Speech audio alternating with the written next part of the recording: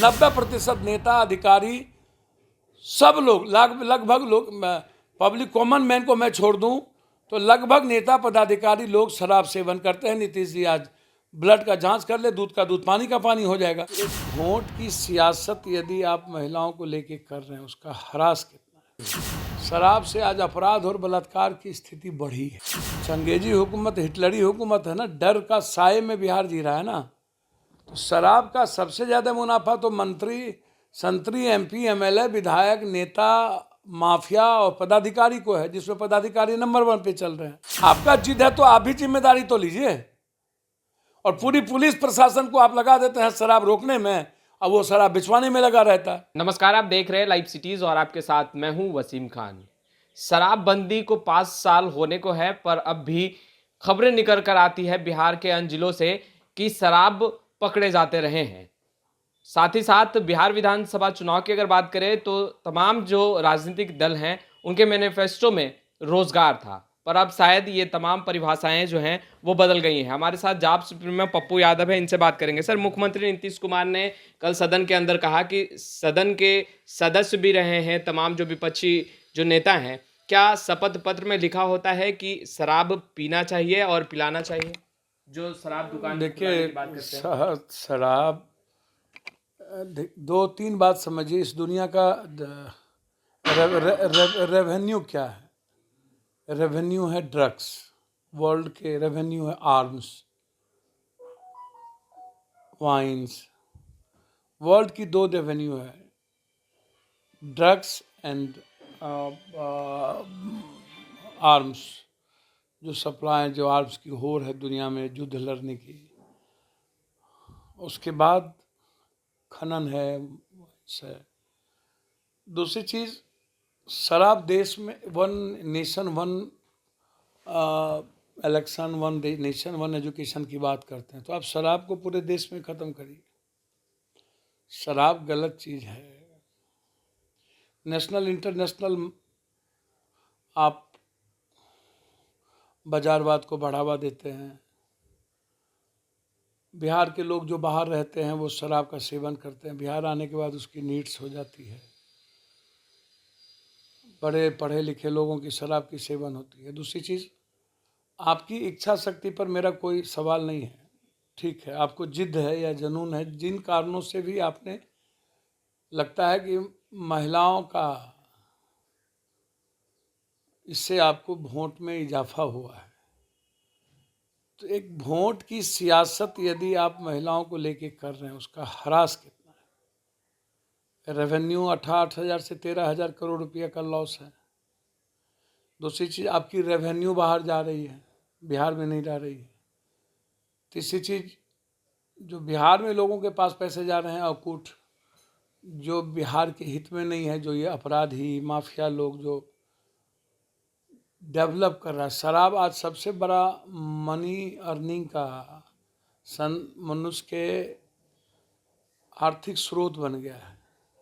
उनका कहना है आप रिवेन्यू देख रहे हैं, अगर शराब अच्छी चीज होती तो शपथ पत्र में भी होता और जनप्रतिनिधि शपथ के कोई जरूरी नहीं है, सब कुछ शपथ पत्र में नहीं होता है। सब कुछ शपथ पत्र में नहीं होता है। सवाल मैंने क्या कहा कि नीतीश जी का यदि एकदम दृढ़ निश्चय है तो उसको संकल्प के साथ लेना कि 1 बूंद शराब 6 महीने में आपको बिहार में नहीं मिलेगा। यदि मिलेगा तो मैं पूरी मंत्रिमंडल रिजाइन कर दूंगा। 5 साल आपको हो गए 1.5 करोड़ 2 करोड़, और शराब का जो पहले 4,500 करोड़ की रेवेन्यू थी, आप 8,000 8,500 से 13,000 करोड़ की रेवेन्यू है। रेवेन्यू आप देखिए ना, वो रेवेन्यू की क्या स्थिति है। और फिर छोटे छोटे माफियाओं, शराब के चलते जिसको आप मुखबिर बनाए उसको मरवा रहे हैं, जिसको आप, क्योंकि थाना इसमें पूरा पुलिस महकमा इन्वॉल्व है। नेताओं का हाजीपुर में जाइए, एमएलसी एमएलए सबका, एमपी के लोग इन्वॉल्व हैं, रिश्तेदार इन्वॉल्व हैं। सत्ता पक्ष के संरक्षण में शराब की मंत्री एमपी एमएलए, क्योंकि पैसा बहुत है इसमें। शराब की दुकानें खुलनी चाहिए बिहार में? नहीं, शराब की दुकानें बिहार में खुलनी चाहिए, मैं ऐसा नहीं मानता। मैं बिल्कुल इसमें इत्तेफाक रखता हूँ कि छोटे स्तर पर, पंचायत स्तरों पर शराब की दुकान नहीं खुलनी चाहिए, वो बिल्कुल गलत है। लेकिन डिस्ट्रिक्ट में आप उसके टैक्स को बढ़ाइए, पूरा 70% रेवेन्यू कर दीजिए, जिससे आपको रेवेन्यू भी आएगा, लोग पीने वाले पिएंगे। और सख्त हो जाइए जो शराब बनता है विदेशी उस पे, सर अब किसी भी परिस्थितियों में। सर अब रोजगार की बात कर ले अब सर, मैं 19 बहुत लाख क्लियर- रोजगार मिलेगा सर? मैं बहुत क्लियर, पहले शराब पर तो समझिए, शराब से आज अपराध और बलात्कार की स्थिति बढ़ी है। अच्छा। आखिर ये बिहार के 13 करोड़ का जो टैक्स है, जो गलत तरीके से पैसा कमा रहा है, आप उसको, उस पर कार्रवाई भी नहीं कर रहे हैं। शराब पीने वाले जेल जाते हैं, माफिया लगभग जेल नहीं जाता, जो एक दो जाते भी हैं। जैसे आपने हरियाणा के माफिया को जेल में पकड़ा, शराब भेजने वाले को, उसका इनकम जो है, उनके जो अकाउंट है उसको सीज नहीं किया, उस पर आपका कोई नहीं है, उसको, उसके पैसे को सीज करने की हिम्मत आपको नहीं है। वो किसको देते थे उस पर केस करने की हिम्मत नहीं हुई। या जो लोग लेके आ रहे हैं बड़े बड़े इसमें इन्वॉल्व हैं, उसकी हिम्मत नहीं होती। गोदाम जिस MP MLA मंत्रियों के रिश्तेदार का है, उस पर हिम्मत आपकी नहीं होती है, तो आपकी हिम्मत किस पे होती है? आप छोटे लोगों पर को हरास करते हैं, जेल में बंद होता है जो शराब पीने वाले गरीब गुरबा है, या गरीबों को धमका करके जहाँ पर आप शराब बना लोग माफिया बना रहा है, क्योंकि डर है या तो उसको मरवा देगा, अभी भी कटरा में धमकी दे रहा है मरवाने की, या तो थाना से फंसा देगा, और थाना फंसा देती है। शराब के खिलाफ कीजिएगा तो थाना आपको फंसा देगी, मुखर कानून है। चंगेजी हुकूमत, हिटलरी हुकूमत है ना, डर का साए में बिहार जी रहा है ना। तो शराब का सबसे ज़्यादा मुनाफा तो मंत्री, संतरी, MP MLA, विधायक, नेता, माफिया और पदाधिकारी को है, जिसमें पदाधिकारी नंबर 1 पे चल रहे हैं, और माफिया संरक्षण में पल रहा है, और वो अपराध का सबसे केंद्र बिंदु बन रहा है।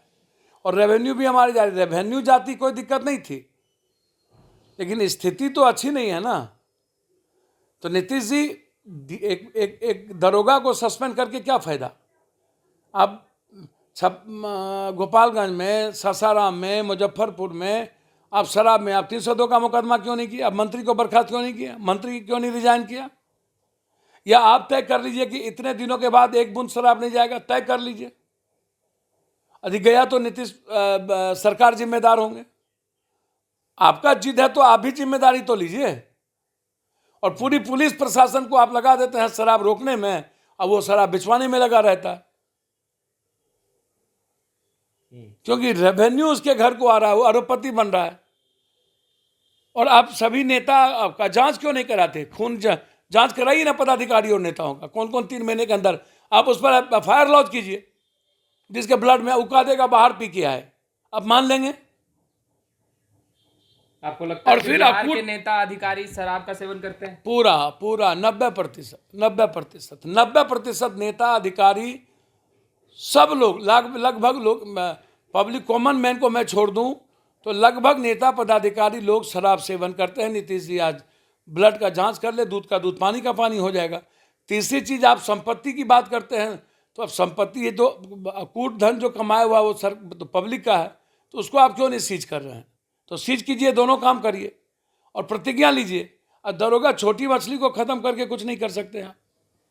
सर 19 लाख युवाओं को रोजगार मिलेगा? क्योंकि सत्र चल रहा है मगर रोजगार की भैया, बात है। निवेश है नहीं, मानव संसाधन को बढ़ाने का आपने कुछ किया नहीं, पर्यटन को डेवलप किया नहीं। आपने पुरातत्व विभाग जो 6000 से ऊपर है उसको डेवलप करते तो रोजगार होती। फैक्ट्री 6000 से ज़्यादा छोटी मोटी फैक्ट्री बची हुई है, 3000 से कुछ ज़्यादा, वहाँ 1% भी बिहारी रोजगार नहीं कर पा रहा है। और उसके बाद नौकरी है नहीं, अब फैक्ट्री आप देंगे नहीं, अब कृषि पर आधारित उद्योग की कल्पना आप करेंगे नहीं। आपको लगता है 19 लाख रोजगार लॉलीपॉप राजगांव में? फूड प्रोसेसिंग को बढ़ावा देंगे नहीं, दूध प्रोसेसिंग को बढ़ावा देंगे नहीं, पशुपालन प्रोसेसिंग को बढ़ावा देंगे नहीं, तो आखिर बढ़ावा किसको देंगे आप? हम भी तो समझें। नया कोई निवेश आप लगा नहीं रहे हैं, विनिवेश की कल्पना नहीं कर रहे हैं। BPSC UPSC 2014 में निकलता है, 18 में एग्जाम होता है, 19 तक रिजल्ट नहीं निकलता है। 94,000 आपने टीचर की कोई बातचीत नहीं की, B.Ed D.Ed इसकी कोई बातचीत नहीं की, प्राथमिक स्वास्थ्य केंद्र की बात नहीं की, अपने प्राइमरी स्कूल की बात नहीं की, मिडिल स्कूल की बात नहीं की। आप स्टेडियम की बात करते हैं, आपने पैसा दिया ही नहीं। आप सिंचाई की बात करते हैं, 500 कुछ रुपया दिया जो तालाब भी नहीं बन सकता। 30% पानी को निकालने की बात की नहीं, आप पलायन रोकने की बात की नहीं, चीनी उद्योग को बढ़ावा देने की बात किया नहीं, पूंजी निवेश यदि लघु उद्योग कुटीर उद्योग को लगाने की बात की नहीं, हवाई ठेका से पैसा घर लेने की बात। चुनावी लॉलीपॉप रहा 19 लाख रोजगार कोई मैनिफेस्टो। मीनिंग है क्या 19 लाख? आप रोजगार और निवेश को बढ़ाएंगे नहीं, फैक्ट्री को आप डेवलप करेंगे नहीं। मैंने आपको पहले कहा पर्यटक हमारे यहाँ सबसे ज़्यादा है, उसको डेवलप करेंगे नहीं तो होगा क्या? ये भी तो आप हमको बताइए। ये थे जाप सुप्रीमो पप्पू यादव जो साफ तौर पर निशाना साध रहे थे सत्ता पक्ष पर। खैर, लाइव सिटीज़ के साथ बने रहे, हम तमाम लेटेस्ट तस्वीर लगातार अपडेट करते रहेंगे। आपका बहुत बहुत शुक्रिया।